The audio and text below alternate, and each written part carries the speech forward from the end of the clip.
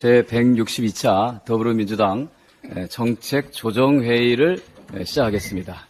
오늘은 좀 순서를 바꿔서 이계호 정책위 의장님께서 먼저 발언하시겠습니다. 네, 오늘은 최근 국정을 책임지고 있는 국민의힘이 야당이 정책을 카피를 했다 이렇게 운운하면서 국민들 앞에 거짓을 호도하고 있는 행태 또 낱낱이 지적을 하고자 합니다. 먼저 철도 지하화 공약, 아마 우리 언론인 여러분들 그 일련의 과정을 지켜보셨으니까 소상히 아시리라고 생각을 합니다. 우리 더불어민주당 의원님들의 대표 발의와 주도로 이 제정이 돼서 지난 1월 9일 본회의를 통과를 했던 철도 지하화법, 아마 다 기억을 하실 것입니다. 이 철도 지하화법이 기본 토대가 되어서 이 철도 지하화법에 계획된 사업들을 추진하는 것이 바로 하고자 하는 것이 철도 지하화 공약이었습니다. 우리 민주당은 법안 통과 이후에 지난 1월 18일 전문가 토론회를 통해서 의견을 충분히 수렴을 했고 또 수렴된 의견을 바탕으로 해서 철도 지하화 공약을 완성을 해 국민들한테 발표를 했습니다. 이러한 우리 민주당, 야당의 철도 지하화 관련 일정들을 숨가쁘게 뒤쫓아오면서 부랴부랴 공약을 만들고 억지로 우리 야당 공약 발표에 하루 앞서서 공약을 발표를 했던 당사자는 바로 여당입니다. 그럼 카피는 누가 했습니까? 또 두 번째, 요양병원 간병비 급여화, 그리고 세 번째, 경로당 점심 제공 공약도 똑같습니다. 이미 아시는 것처럼 시기적으로 봐도 우리 민주당이 훨씬 먼저 국민들 앞에 제시하고 또 공표를 했던 총선 공약들입니다. 양심이 있다면 정부 여당은 민주당에게 정책을 카피했다? 이런 말도 안 되는 얘기를 할 수 없을 것입니다. 그렇지만 저희들은 이렇게 생각합니다. 국민을 위한 정책을 누가 먼저 냈느냐? 별로 중요하지 않습니다. 주도권이 중요한 것이 아니고 여야가 경쟁을 하면서 대한민국 국민을 위한 정책을 내놓는다면 그것은 적극 환영할 만한 일입니다. 우리 민주당은 국민의힘이 앞으로 우리 당의 정책을 카피하고 또 발표를 해도 뻔뻔한 모방이다 이렇게 비난하지는 않겠습니다. 그렇지만은 제발 집권 여당으로서 책임질 수 있는 약속을 국민들한테 해주기를 간곡히 촉구합니다. 대선 이후에 생각을 해보면 폐기된 수많은 공약들이 있습니다. 이번에도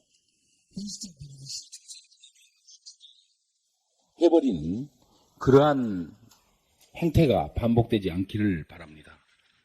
또한 앞서 말씀을 드렸습니다마는 최근 발표되고 있는 정부의 총선용 공약의 대다수가 국민의힘 스스로가 그동안 상임위에서 줄곧 반대해왔던 정책입니다. 최소한 국민들 앞에 이런 자기부정과 같은 행태는 보이지 말아야 합니다. 지키지 못할 약속을 남발할 것이 아니라 그 결연한 각오로 또 각오를 바탕으로 지금 당장이라도 할 수 있는 일부터 실천에 옮겨주기를 거듭 촉구를 합니다. 민주당의 공약 발표는 늘 국민과 함께 하겠습니다. 또 반드시 실천할 공약을 완성을 해서 국민 여러분 앞에 발표하겠다. 거듭 약속을 드립니다. 한 가지 더 말씀을 드리겠습니다. 아파도 갈 병원이 없다. 지역의 열악한 의료 환경 때문에 지방에 거주하는 국민들이 절박한 심정으로 내놓고 있는 말입니다. 사는 곳에 따라서 목숨이 좌우되는 현실. 이것이 지금 대한민국 의료의 현 주소이고 그래서 바로 의료개혁이 시작되어야 할 정당성이 여기에 있습니다. 그렇지만 지난 6일 정부가 발표한 의대 정원 확대 발표에는 바로 공공의료, 필수의료, 지역의료 살리기라는 핵심이 빠져 있습니다. 정부는 늘어난 의대 정원을 비수도권 의대 중심으로 집중 배치하고 또 비수도권 의대에 입학할 때 지역 인재 전형으로 60% 이상 충원할 계획이라고 밝혔습니다. 그렇지만은 지역에서 배출된 의사가 반드시 지역에서 활동할 것이라고 단정할 수는 없습니다. 지금도 지역에서 배출된 대다수 의사가 수도권에서 활동을 하고 있는 것을 우리는 확인을 할 수 있습니다. 윤석열식의 단순한 의대 정원 확대는 이와 같은 역설적 상황을 더욱 심화시키고 그저 수도권 비급여 의사들만 늘리는 결과를 초래할 수도 있다는 것을 미리 경고합니다. 정부가 언급을 했던 지역 완결적 의료체계, 이것은 단순히 의대 정원 숫자만 늘리기가 아닌 지역의대 신설, 공공의대 설립, 그리고 지역의사제 도입과 같이 함께 병행해서 추진이 되어야 성과가 있다, 이렇게 분명하게 경고를 합니다. 이미 윤석열 대통령도 지역의료 강화 정책을 발표한 바가 있고 여당도 이번 총선 공약으로 지역의대 신설과 지역의료 격차 해소 특별법을 제정하겠다, 이렇게 발표를 했습니다. 그런데 왜 정작 법사위에 계류 중인 우리 당이 대표 발의를 했던 공공의대 신설법 그리고 지역의사 양성법은 기를 쓰고 반대를 하고 있습니까? 과연 정부 여당이 지역의료 강화에 진정성이 있는 것인지 의심할 수밖에 없는 이유가 바로 여기에 있습니다. 국민의힘은 더 이상 말 따로 행동 따로, 말 따 행 따의 행태로 더 이상 우리 국민들을 기만하지 말고 지금이라도 당장 법안의 논의에 적극적인 자세로 임해주기를 강력히 촉구합니다. 이상입니다. 예. 국민의힘이 민주당의 공약을 따라하고 베끼고 가로채고 나아가 선수치기까지 하는 것은 그만큼 역시 정책은 민주당이 뛰어나기 때문입니다. 앞으로 많이 따라해 주셔서 좋습니다. 이어서 유정주 부대표의 발언이 있겠습니다. 네, 방금 이계호 정책의장님도 말씀했듯이 정부 여당이 발표하는 정책은 실현 가능성이 희박한 포퓰리즘 정책이라 평가받고 있습니다. 그게 아니면 하나같이 이 더불어민주당이 내놓은 정책을 자신의 것인 양 포장한 것들입니다. 네, 이런 생각을 했습니다. 그래도 된다고요. 그래서 민생이 좋아진다면야 무슨 상관이 있겠습니까? 다만 이제까지 그래 했듯이 실행하지도 않을 공수표로 남겨질까봐 그것이 걱정입니다. 이 무책임한 정책은 무정책보다 위험합니다. 국민을 혼란스럽게 할 뿐이고요. 충분한 사회적 공감대 형성을 전제로 추진되어야 할 사업들을 정부 마음대로 결정하고 있습니다. 전문가들 말은 귀담아 듣지 않고 추진할 수 있는 것처럼 호도하고 있습니다. 공매도 금지, 대주주 주식 양도세 완화, 금융투자 소득세 폐지에 이어서 부동산 규제 완화, 다주택자 중과세 폐지 방침, 그리고 아시다시피 부자 감세로 가뜩이나 텅 빈 나라 국가는 어떻게 책임지고 채울 셈인지 묻지 않을 수가 없습니다. 오죽했으면 소위 보수 언론이라 불리는 곳에서마저 사설을 통해서 비판했겠습니까? 얼마 전 의료 개혁을 한다면서 이 발표한 필수 의료 정책 패키지와 의원 정원 확대도 참 그렇습니다. 국민이 필요로 하는 의료 정책은 공공의료, 필수의료, 또 지역의료에 기반을 마련하고 의사 부족 문제를 해결하는 것이죠. 단순히 의대 정원 확대를 원하는 것이 아닙니다. 그럼에도 정부는 공공 필수 지역의료를 살리기 위한 구체적인 대책 없이 반쪽짜리 대책만을 내놓았죠. 이어서 늘봄학교는 맞벌이 부모들의 돌봄 문제를 해결하기 위한 좋은 시도이긴 합니다. 하지만 현장의 목소리를 담아야 합니다. 공간 부족으로 인한 정규 수업 교실 침해, 기간제 또는 자원봉사 인력 채용의 어려움, 해당 학교 교사 강제 투입, 교사에게 과도한 행정 업무 전가, 또 돌봄 공백으로 인한 학생 안전 등 아직 많은 문제가 남아있다는 것을 고려해야 합니다. 교육부와 현장 교사들, 학부모들 간의 의견 차이를 좁히는 노력도 필요합니다. 실질적인 계획 수립이 선행되어야 한다는 것이죠. 그러나 윤석열 대통령은 총선을 앞두고 늘봄 학교 강행을 천명했습니다.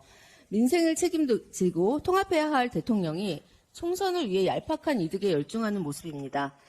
역시나 그랬듯이 책임감은 뒷전으로 보입니다. 현명한 우리 국민들은 입법 없이는 불가능한 정부의 포퓰리즘 선심 정책을 깨트려 보고 있습니다. 따라서 우리 더불어민주당은 이를 메꾸려 합니다. 민생을 생각하는 정책, 대한민국이 오랜 수건이자 문제를 해결하는 실질적인 정책을 만들어서 실천해야겠습니다. 이 엄혹하고 비현실적일 만큼 망가진 정권의 행보와 이에 비위 맞추기 바쁜 정부 여당의 강폭 행진 앞에서도 지금 대한민국이 버틸 수 있는 이유는 옳은 목소리를 내는 국민이 있어서입니다. 그러한 국민이 있어서 다행이듯이 더불어민주당도 국민에게 민주당이 있어서 다행이다라는 말을 들을 수 있도록 노력하겠습니다. 마지막으로 어려운 가게에도 근심 걱정 내려놓을 수 있는 평화로운 설 연휴를 보내시기를 기원해 봅니다. 이상입니다. 예, 이어서 유동수 수석부대표의 발언이 있겠습니다. 예, 원내정책수석부대표 유동수입니다.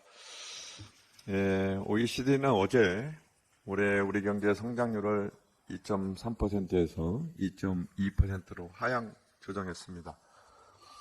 기재부 한은이 제시한 2.2%와 2.1% 수준에서 크게 벗어나진 않았지만 글로벌 경제 성장률은 종전보다 0.2%포인트 오른 2.9%로 상향하는 와중에 우리 경제는 낮춰잡았다는 점에서 시사하는 바가 큽니다.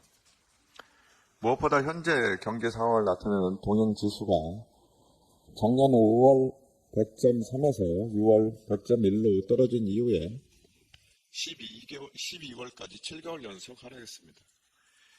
2008년 금융위기 당시 2008년 4월부터 2009년 2월까지 11개월 연속 떨어진 이래 최장기 내림세를 보이고 있다는 점도 문제입니다. 지난 6일 이창용 한국은행 총재와 최상목 경제부총리가 거시정책 협의를 열고 우리 경제의 구조적 문제, 해결 방안 등을 논의했다고 합니다. 한은과 기재부의 정책 협의를 기관장급으로 확대해 우리 경제의 구조적 문제를 진단하고 해법을 모색하는 것은 바람직한 일입니다. 이 협의에서 이창용 한은 총재가 저출산 고령화에 따른 노동 공급 감소, 글로벌 선도기업 부족, 통상 환경 변화 및 중국 특수 소멸, 수도권 집중화 등을 주요한 문제로 지적하고 유휴 노동력 활용 제고, ICT 제조업 경쟁력 확보 및 산업 간 융합 촉진, 공급망 다변화 및 대외 리스크 선제적 대응, 수도권 집중 완화 등의 대책을 마련해야 한다고 강조했습니다. 저도 이 자리에서 여러 번 말씀드린 우리 경제의 문제고 해법입니다. 특히 저출생과 수도권 집중은 때려야 뗄 수 없는 동전의 양면입니다. 수도권 집중으로 인한 경쟁 압력이 청년 세대가 출산을 기피하는 핵심 원인 중 하나로 드러난 지 오래입니다. 우리 경제 반등을 위해선 저출생 해소가 가장 근본적 해결책이며 저출생 대책의 밑바탕엔 수도권 집중을 완화하는 지역균형 발전 정책이 수립돼야 합니다.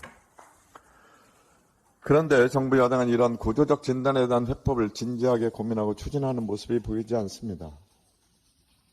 수도권 집중이 우리 경제 성장의 가장 큰 걸림돌인데 국민의힘 한동훈 비대위원장은 목련꽃 필 때 김포가 서울될 것이라며 거대도시 서울을 다시 들고 나왔습니다.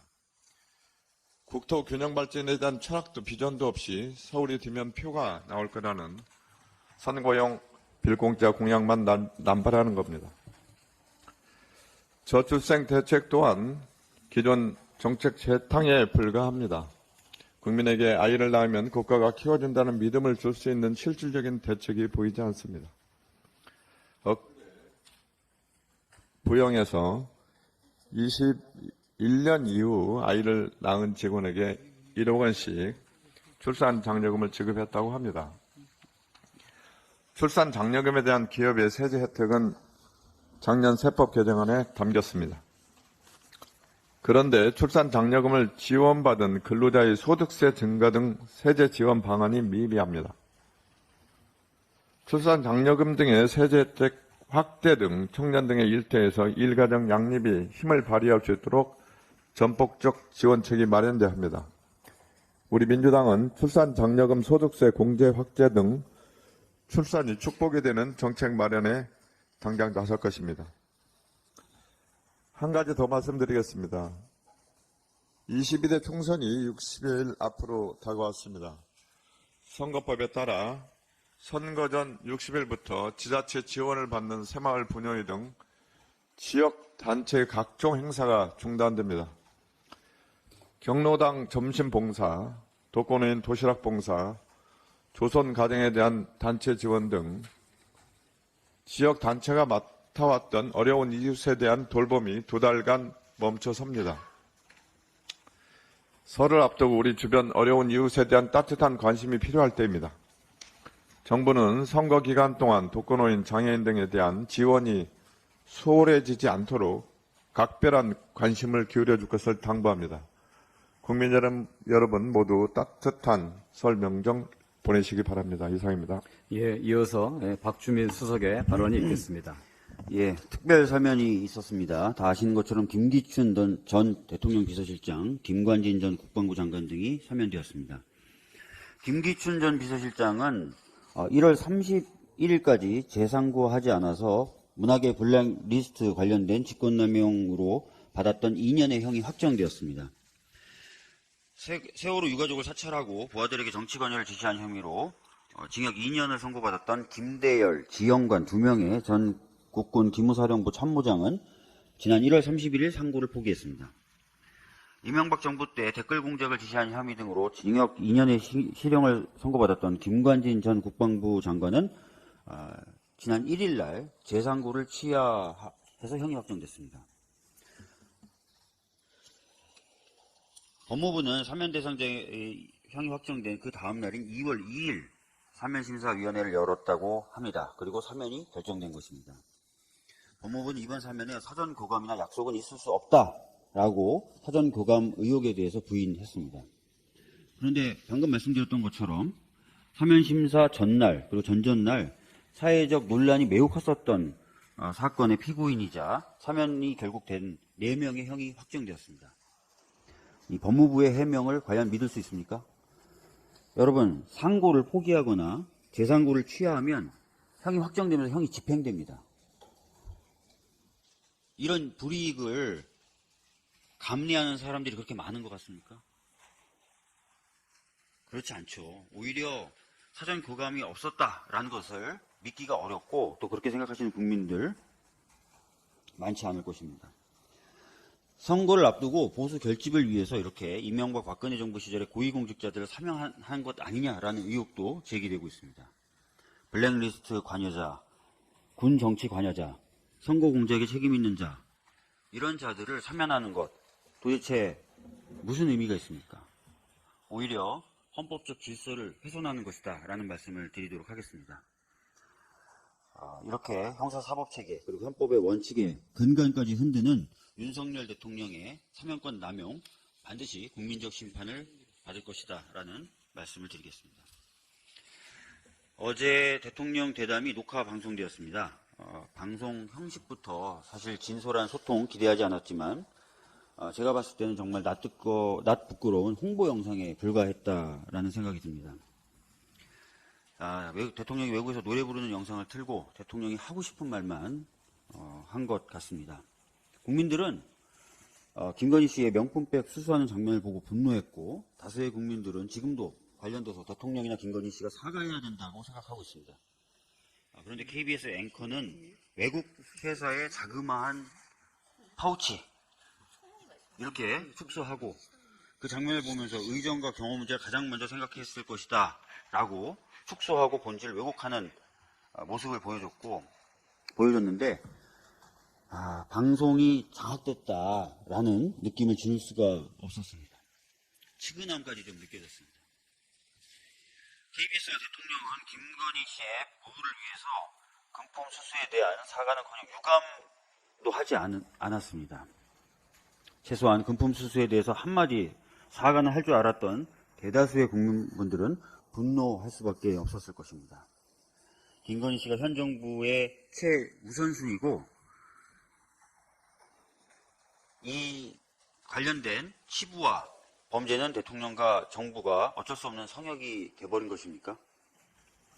특별감찰관도 제2부속실 설치도 명확히 얘기하지 않았습니다. 지금과 같이 똑같이 앞으로도 행동을 하겠다는 뜻은 아닌지 매우 걱정됩니다. 사실 명품백을 수수한 것도 문제지만 그 동영상에서 보면 정치에 관여하고 있는 것 같은 발언을 하지 않습니까? 근데 제2부속실 설치도 명확히 약속을 안 한다? 정말 걱정됩니다. 우리나라 최고의 권력자가 누군지 짐작을 할 수 있는 대목일 수도 있다라는 생각이 듭니다.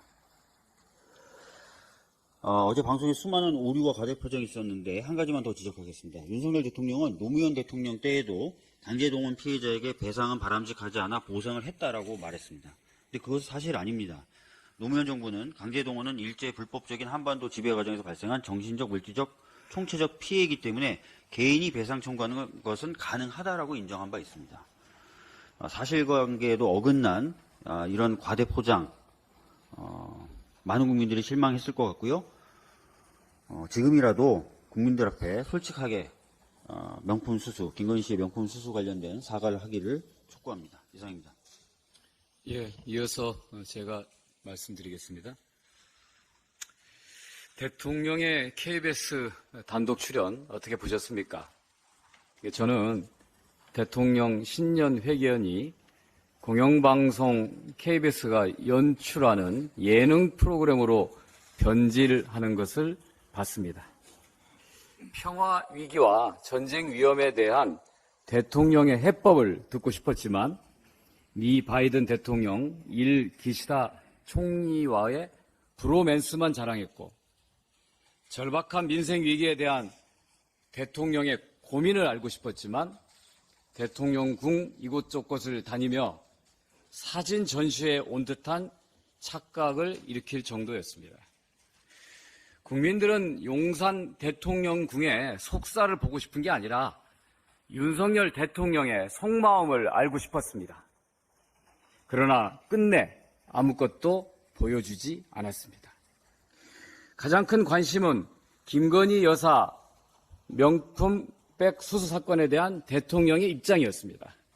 그러나 윤 대통령에 의하면 김건희 여사는 사람과의 만남을 박절하게 거절하지 못한 몰카 공작의 피해자, 정치 공작의 희생양일 뿐입니다. 국민들이 음성과 화면을 안 봤다면 대통령의 말에 먹혔을지도 모릅니다. 국민들은 대통령의 사과나 유감을 기대했다가 우롱당했다고 느낄 것입니다. 그래도 명품백 사건에 대해서는 솔직하게 인정하고 사과라도 할 줄 알았습니다. 그런 기대가 얼마나 순진한 것인지 다시 깨닫게 됩니다. 윤 대통령은 이태원 참사 유가족을 박절하게 거부하고 제1야당 대표와의 만남도 매정하게 거절했지만 국민들은 앞으로 윤석열 정부에 대해서도 박절하게 거부할 것입니다. 국민들은 이미 윤석열 정부에 대한 평가를 끝냈습니다. 국민 여러분, 대통령과 여당은 국민들의 아픔 공감 제로, 국민들의 불만에 귀 기울이지도 않지만 민주당은 가족들이 모이는 설날 밥상에 요양병원 간병비 건강보험 적용, 철도 도심 지하화, 자산과 소득 주거 불평등을 해소하기 위한 저출생 정책을 올리겠습니다. 설 명절 잘 보내시기 바랍니다. 그런데 명품백은 도대체 어디 보관하고 있는 거니? 마지막으로 홍익표 원내대표의 말씀 듣겠습니다. 앞서 김포 서울 편입 문제가 있어서 한동훈 비대위원장이 목련꽃 필 때 김포는 서울시가 될 거다라고 했는데요. 그렇게 안 될 것은 저도 알고 한동훈 비대위원장도 알고 김포 시민도 알고 우리 온 국민이 다 알고 있는 사실입니다. 그렇게 안 될 것이라는 걸. 그때 가서 목련꽃은 매년 피니까 한동훈 비대위원장은 내가 올해 필 때라고 얘기하지 않았다라고 얘기하실지 모르겠습니다. 정치검사 출신의 법기술자다운 빠져나갈 길을 열어놓은 것 같습니다. 목련꽃은 매년 피니까요. 또한 김포 시민과 국민이 원하는데 민주당은 반대할 것인가라고 물었습니다. 저도 묻겠습니다. 지금 국민 대다수가 그렇게 원하고 있는 김건희 특검법을 비롯한 쌍특검법, 이태원 특별법, 그리고 양평 고속도로와 해병대 최상병 국정조사 왜 반대하십니까? 국민이 그렇게 원하시는데. 한동훈 비대위원장의 답을 좀 듣고 싶습니다. 계속해서 지금 어제 대통령 신년 대담 나오는데 어젯밤 윤석열 대통령의 신년 대담 국민들께서는 어떻게 보셨습니까? 윤석열 대통령이 잘 짜여진 각본에 따른 신년 대담으로 지금의 궁색한 처지를 모면하려 했으나 아쉬움과 함께 국민적 공분만 더했습니다. 윤석열 정권이 KBS를 통해 녹화 후 편집한 홍보용 영상을 내보낸 것은 오히려 국민과 괴리된 불통만 확인될 시간이었습니다. 국민적 지탄을 받고 있는 문제들에 대해 자유로운 질문과 진실한 답변이 아닌 변명으로 넘어가고자 해서 오히려 분노만 키운 것입니다. 진실을 두려워하고 국민의 고통에 공감하지 못하며 숨길 게 많아 겁을 내는 떳떳하지 못한 대통령을 봐야 하는 국민들은 더 답답하고 고통스러웠습니다. 그런데 이에 대해서는 KBS의 책임도 매우 큽니다. 윤석열 정권이 들어선 이후 박민 사장 취임과 함께 마치 군사작전하듯이 KBS를 점령해서 전두환 시절의 어용방송으로 되돌아온 것 같습니다. 전두환 시절에 우리가 KBS를 뭐라고 불렀냐? KBS의 영어 명칭은 코리안 브로드캐스팅 시스템인데 그 당시에 우리가 뭐라고 그랬습니까? 전두환 시절에 코리안 바보 만들기 시스템이라고 했습니다. KBS가 다시 그런 비아냥거리는 비아냥을 듣는 그런 어용방송으로 돌아오고 싶습니까? 박민 사장님, KBS 구성원들은 지금 KBS의 현 주소를 매우 부끄럽게 생각하고 있습니다. 그 책임은 박민 사장에게 있습니다. 아울러 대통령의 말은 국민에게 위로와 희망을 주고 국민을 하나로 보는 역할을 해야 합니다. 그러나 거듭되는 실정과 잘못에도 반성 한마디 없이 변명으로 시작해 자기 합리화로 끝낸 빈 껍데기 대담이었습니다. 국민이 듣고자 했던 진실한 사과와 반성, 위로와 공감 어느 것 하나 담겨있지 않았습니다. 대통령이 받은 선물과 수백억을 낭비해 꾸민 집무실 자랑만 늘어놓은 것입니다. 명품백을 명품백이라 부르지 못하는 앵커, 뇌물성 명품백 불법 수수 문제를 아쉽다고 넘어가려는 모습은 국민과 법 위에 군림하는 오만을 다시 확인시켜줬습니다. 윤석열 대통령은 정치검사 시절 범죄 혐의자가 죄를 저지르는 것은 아쉽다. 다음부터는 안 그러겠다고 하면 본인이 그런 혐의자를 풀어줬는지 한번 묻고 그 답을 듣고 싶습니다. 진솔한 사과와 반성을 원하는 국민들을 더 이상 화나게 해서는 안 됩니다. 이태원 참사, 해병대원 순직 사건, 김건희 여사 주가 조작 의혹 특검 등 국민적 의혹과 지탄을 받고 있는 문제들에 대해서는 질문도 언급도 없었던 것은 대통령이 왜 기자회견을 겁내면서 피하고 있는지만 분명하게 알려준 것입니다. 정권이 아닌 국민의 방송이 되어야 하는 공영방송 KBS의 정권 홍보방송 전략을 지켜보는 것도 국민에게 큰 고통이었고 실망이었습니다. 윤석열 대통령은 청와대가 구중궁궐이라며 용산으로 집무실을 옮기는 명분으로 삼았습니다. 그러나 지금 구중궁궐에 갇혀 제왕적 권력에 취해 있는 것은 바로 자신이지 않은가 되돌아보기 바랍니다. 미국 백악관의 최장수 출입기자였던 헬런 토마스 여사의 말로 이 문제를 마치겠습니다. 대통령의 질문할 수 없는 사회는 민주주의 사회가 아니다. 질문하지 않으면 대통령은 왕이 된다. 내일부터 설 연휴가 시작됩니다. 경제와 민생 어렵지만 가족, 친구들과 서로를 격려하며 새해 희망을 나누는 시간이 되시길 바랍니다. 연휴에도 쉬지 못하고 보이지 않는 곳에서 일하는 경찰, 소방공무원, 기차, 버스 등 교통 종사자, 택배, 배달, 노동자 등의 노고에 감사드립니다. 아울러 독거노인, 취업준비, 청년 등 외로운 연휴를 보내야 하는 분들도 있음을 우리 사회가 기억하는 명절이 되었으면 좋겠습니다. 코로나 팬데믹 이후 최대 규모로 이동이 있을 것으로 예상됩니다. 무엇보다 안전이 중요합니다. 정부에서도 교통대책, 화재 등 안전사고 예방에 만전을 기해주기 바랍니다. 민주당도 설 연휴 지역 곳곳에서 국민 여러분을 만나 민심에 기울이겠습니다. 낙담한 국민의 마음에 민주당이 희망을 드릴 수 있도록 최선을 다하겠습니다. 이렇게 즐겁고 평안해야 할 연휴에도 웃을 수 없는 분들이 계십니다. 고금리, 고물가, 경기 침체로 생활에 어려움을 겪고 있는 서민, 자영업자와 소상공인입니다. 또한 역대 최대 임금체불로 인해 월급을 제대로 못 받고 있는 노동자분들도 계십니다.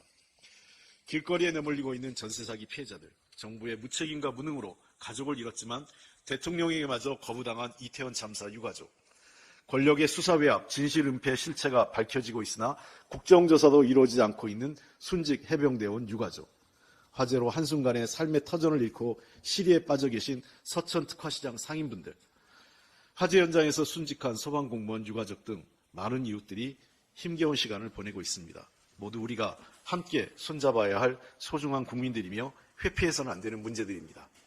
민주당은 정부 여당이 외면한 국민의 옆에 서 있겠습니다. 민생의 어려움과 억울함을 풀어가고 진실과 희망을 찾는 일에 함께 하겠습니다. 감사합니다.